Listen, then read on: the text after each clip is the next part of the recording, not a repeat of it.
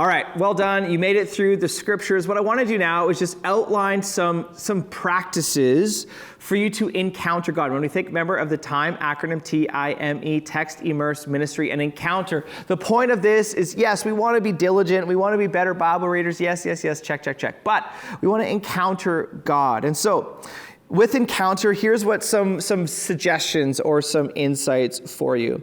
Encounter. So take your learning and application to God in prayer. Talk with God. Listen as you read the scriptures. Close your times with worship and adoration. That the goal of this time is to enter into his presence, laying your cares before him, being empowered by his Spirit, and worshiping for who he is. That's the point of all of this. This is taking the Bible from then until now, taking the theological principle that was true for them and applying it to your own life. So what I want you to do is I want you to read James 1, 22 to 25. And ask yourself, what happens to us if all we do is study and never bring it to our own lives? All right? How do you do it? Read James 1, 22 to 25. So how do you encounter God? How do you do this? Yes. Read James. That sets you up to practice the faith. How do you encounter God? You practice the faith. This is our discipleship pathway. Discipleship pathway at our church. Love, gather, practice, and go. We need to practice the faith. So in our culture, we are always practicing. We have habits and routines and rituals that shape us towards a certain type of person. Spiritual practices are the same way, that they actually lead us to be a certain type of person. So there is a counter formation that needs to happen to the formation of our culture. And when we think about practices, there's three different ways to see it. The first way is that practices are like a powerboat.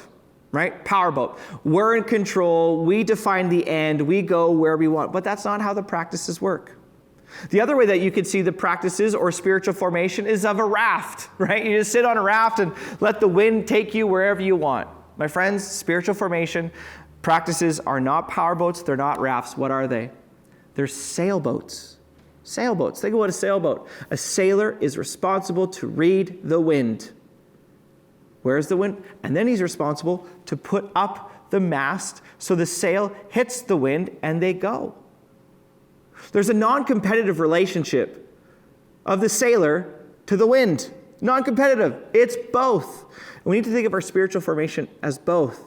We know that these practices are the ways in which God has always communicated, always spoke to, always communed with his people. This is the wind. Our job is to practice it, to put up our mast and our sail in order to experience God.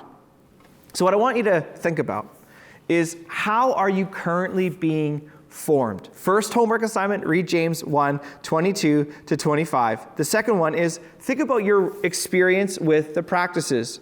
What role does technology have in your life? Does it help you or does it hinder you? As we encounter God, this is a first step forward.